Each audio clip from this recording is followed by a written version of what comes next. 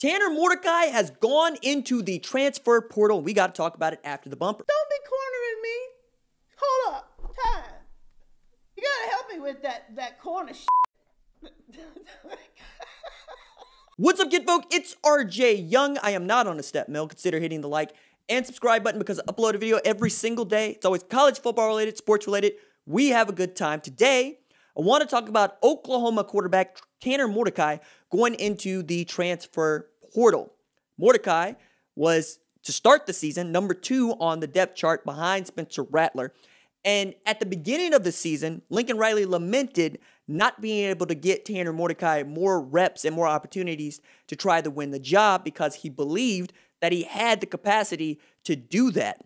Now, there were some impediments as to why he lost that job. The first is, we think, Spencer Rattler is just a much more talented quarterback than Tanner Mordecai. But Mordecai had a year in the system that Rattler did not, as a redshirt sophomore, Rattler being a redshirt freshman. But also take into account that Mordecai had to miss a lot of preseason camp, which was already disruptive, largely due to COVID-19, but also in response to Black Lives Matter and the social unrest this summer. He just didn't get the same reps and opportunities that Spencer Rattler did. And then, as the season went on, there were conversations about when would we see when would we see Mordecai if Rattler started to slip just a little bit, and that question got answered in OU, Texas. Rattler called that a timeout. We called it a benching, but in the second quarter, Tanner Mordecai came in, put the ball on the floor one time, and didn't look all that great, but also he was thrown into that thing cold. He wasn't expecting to go into the game. He wasn't expecting to go in for Rattler and did the best he could. Rattler comes back in the second half, and Oklahoma wins a thriller in quadruple overtime against Texas.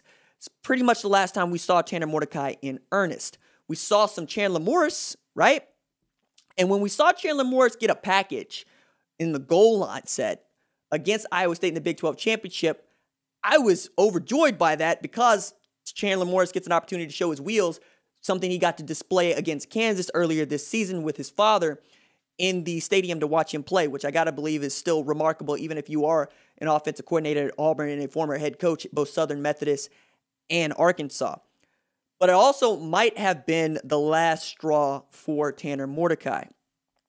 Means that Oklahoma goes into the Cotton Bowl against Florida down a quarterback. Now, it's one game, and it's one game that doesn't have a whole lot to do with how the season ends for Oklahoma, except for ranking situations. But if Rattler were not able to play in that game, say for COVID-19 reasons, you're going to go to Tanner Schaefer or Chandler Morris. And because we've seen more Chandler Morris than we have seen Tanner Schaefer, got to believe that the true freshman quarterback would get the start there.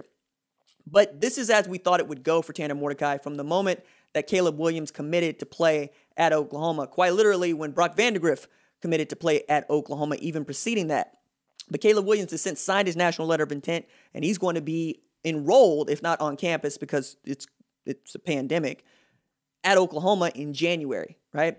So we see the ground is shrinking underneath Mordecai. He saw it was shrinking under himself as well, and he puts himself into the portal. What I think is going to be interesting is to find out where he lands.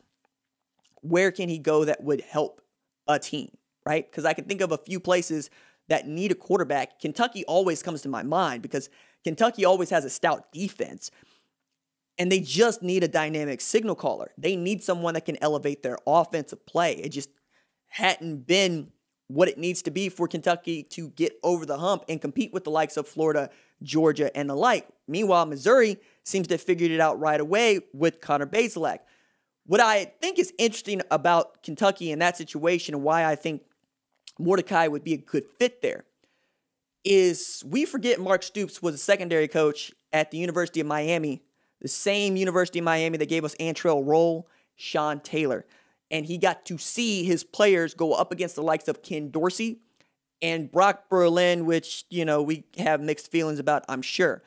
But I say that to say this is a man who can help you and understands what the swag must look like for your offense and would like nothing more than a gunslinger quarterback.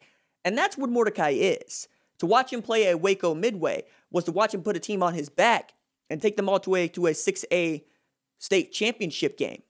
He has the goods as a winner, and he can absolutely spin it. We've seen him do just that. It's just he's not been the most talented guy in the room. And that's what usually happens. The most talented guy in the room gets the job, and the guy who has really put the work in might just not be the fit for what that team needs to do going forward. So you go to another place where you can play and where you can have a good time. We saw this with Chase Bryce transferring to Duke, who's apparently on the move once again. Dwan Mathis at Georgia has transferred to Temple. I wonder what a Tanner Mordecai might also look like at Tulsa, right? The thing that I believe held Tulsa back against Cincinnati was quarterback play, was Zach Smith. He was 13 of 30 with just one touchdown pass and 2 interceptions.